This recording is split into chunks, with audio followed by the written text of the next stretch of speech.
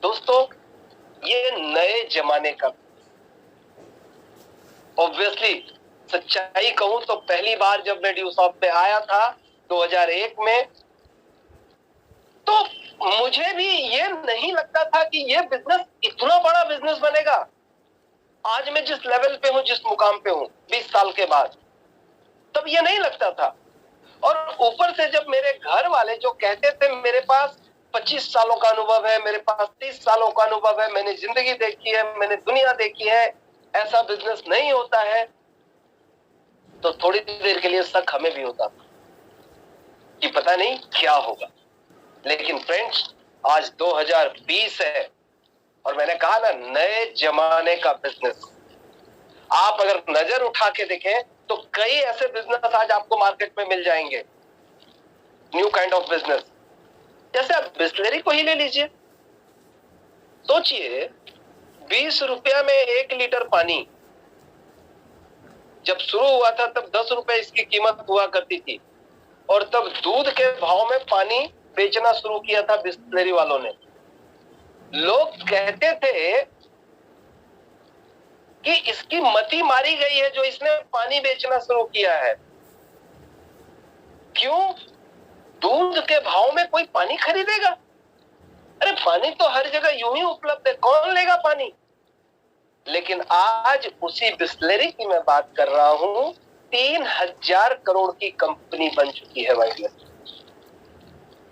होता क्या है, जब आप कुछ नया करना चाहते हैं ना, तो वहां अपॉर्चुनिटी बड़ी होती है, संभावना बड़ा होता है। जब आप नया कुछ करना चाहते हैं, बहुत आसान है बाबूजी का बिजनेस पकड़ करके आगे बढ़ा देना, बहुत आसान है। आपके पिताजी खेती कर रहे हैं, आप भी खेती कर लीजिए। आपके पिताजी दुकानदारी कर रहे हैं, आप भी दुकानदारी कर लीजिए। आपके पिताजी इंजीनियर है, आप भी इंजीनियर बन जाइए। बहुत आसान है अपने खानदान की विरासत को आगे बढ़ाना। लेकिन जब आप खानदान की विरासत को आगे बढ़ाते हैं तो कोई चमत्कार की संभावना नहीं बनती है। लेकिन अगर जीवन में आप कोई बड़ा चमत्कार करना चाहते हैं, कुछ बड़ी अचीवमेंट हासिल करना चाहते हैं, तो आपको कुछ नया करना पड़ता है, आपको कुछ नया ढूंढना। जैसे मैंने बिस्लरी की बात की, लोगों ने मजाक उड़ाया था, लेकिन आज बिस्लरी की बात करूं तो 5000 करोड़ से भी ज्यादा की कंपनी बन चुकी है। माय डियर फ्रेंड्स, पानी तो चलो फिर भी पानी है। कभी किसी ने सोचा नहीं था कि ऐसा भी कंपनी मार्केट में आएगा क्या? मैं नाम बोल रहा हूं, जोमेटो, स्विगी। रेस्टोरेंट के बारे में तो हम में से हर कोई सोचता था कि लोग खाना खाने के लिए बाहर जाते हैं, रेस्टोरेंट का धंधा खोल लो, अच्छा है। लेकिन जोमेटो वालों ने क्या सोचा? रेस्टोरेंट खोलने के बारे में नहीं सोचा, बल्कि आदमी, लोग और रेस्टोरेंट दोनों के बीच में एक मीडिएटर का काम किया कि हम खाना रेस्टोरेंट से लाकर आपके घर तक पहुंचाएंगे। सोचिए, ये एक नया आइडिया था और कुछ ही साल पहले शुरू हुआ, 5, 7, 8 साल पहले जोमेटो के रूप में शुरू हुई ये कंपनी एक नए आइडिया के साथ। अब सोचिए, जरा सोचिएगा गौर से, अगर कोई लड़का अपने पिताजी को कहता कि बाबूजी मैं एक बिजनेस शुरू करना चाहता हूं, और उस बिजनेस में ऐसा है कि रेस्टोरेंट से मैं खाना उठाऊंगा और मैं लोगों के घर पर पहुंचाऊंगा, तो पिताजी क्या बोलते? आप जरा सोच के देखिए कि बेटा, क्या तुझे इसी दिन के लिए मैंने पढ़ाया लिखाया था? क्या तेरी मति मारी गई है जो अब तू ये धंधा करेगा? दुनिया भर की बातें उसको सुननी पड़ती। लेकिन जोमेटो वालों ने, कहते हैं ना, ये नए जमाने का बिजनेस, नए आइडियाज के साथ जब बिजनेस किए जाते हैं ना, तो वो बहुत, उसमें संभावनाएं बड़ी होती है, अपॉर्चुनिटी बड़ा होता है। और आज की तारीख में अगर मैं जोमेटो की बात करूं दोस्त, 1,00,000 करोड़ की कंपनी बन चुकी है। मतलब बोलने में भी थोड़ा सा सकपकाहट आता है। 1,00,000 करोड़ की कंपनी जोमेटो, सिर्फ एक आइडियाज के साथ। दोस्तों, बैजू का नाम सुना होगा आपने। आज ड्यूसॉफ्ट में आप एजुकेशन का प्लान इतने बेहतरीन तरीके से शशिकांत जी ने बताया। ड्यूसॉफ्ट भी वही एजुकेशन दे रही है। बैजू का नाम सुना होगा आपने। स्कूल हर जगह होता है, कॉलेज हर जगह होता है, ट्यूशन हर जगह पढ़ाए जाते हैं, लेकिन इंटरनेट पे आके लोगों को आएगा। बैजूस ने ये आइडिया 2009-10 के अंदर शुरू किया और सिर्फ 10 साल में, अगर मैं बैजू की बात करूं, तो आज 18,000 करोड़ की कंपनी बनी। माय डियर फ्रेंड्स, सीएनएस का हमारा टैगलाइन है बिलीव इन क्रिएशन। बदलाव में हमेशा भरोसा कीजिए। मैं जानता हूं बदलाव आसान नहीं होता है, लेकिन बदलाव चमत्कार लेके आता है। आप अगर जिंदगी में कुछ बड़ा करना चाहते हैं, कुछ नया करना चाहते हैं, तो आपको बदलाव के लिए तैयार रहना पड़ेगा।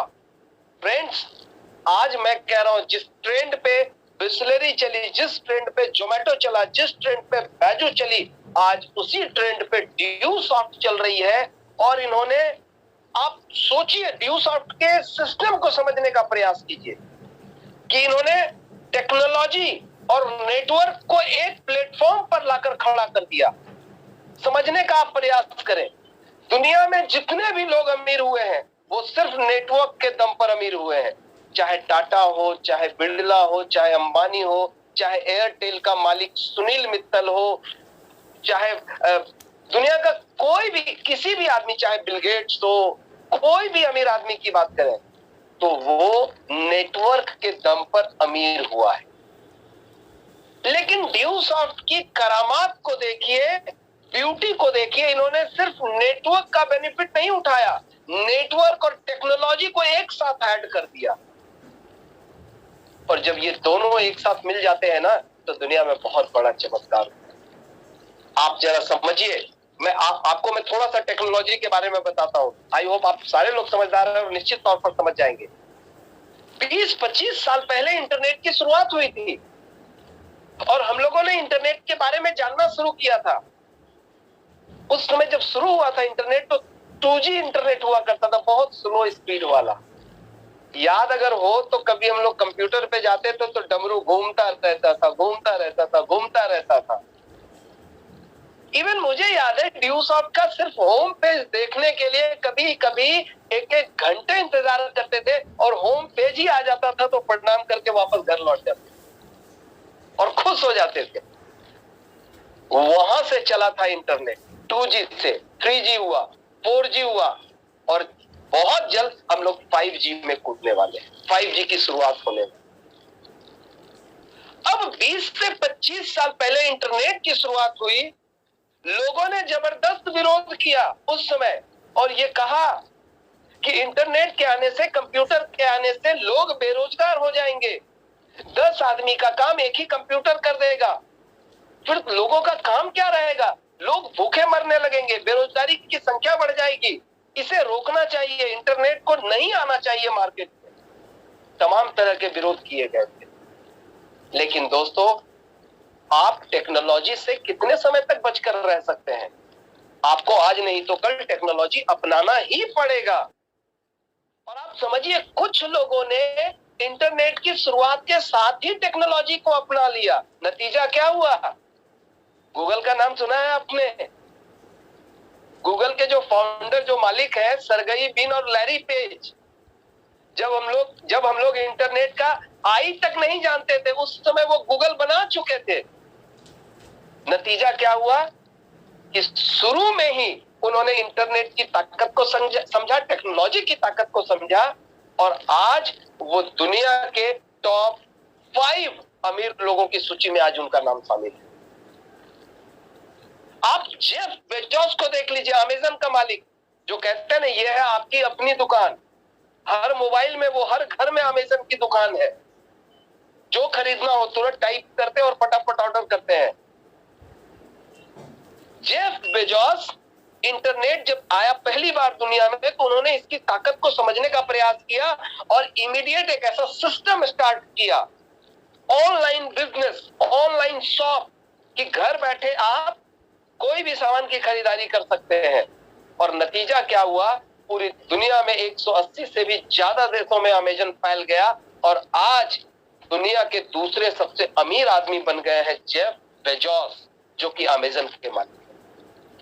साथ ही साथ मैं अगर मार्क जुकरबर्ग की बात करूं, जो फेसबुक के मालिक हैं, उन्होंने मजाक मजाक में कुछ दोस्तों को ढूंढने के लिए फेसबुक की शुरुआत की थी। उनका यह विचार नहीं था कि ऐसा कोई इंटरनेशनल प्लेटफॉर्म खड़ा करना है, कुछ दोस्तों से चैटिंग के लिए। और सोचिए ना, तब वो शायद 20 साल के रहे होंगे, शायद 20-22 साल, 25 साल, इससे ज्यादा उम्र नहीं थी मार्क जुकरबर्ग की। 19 साल दोस्तों कितना? 19 साल से 19 साल एग्जैक्टली 19 साल की उम्र में शुरू किया था। और चैटिंग मजाक मजाक में चैटिंग के लिए शुरू किया था। लेकिन बाद में उन्होंने यहां पर एक स्कोप देखा कि बहुत बड़ा स्कोप है, टेक्नोलॉजी में हमेशा स्कोप होता है।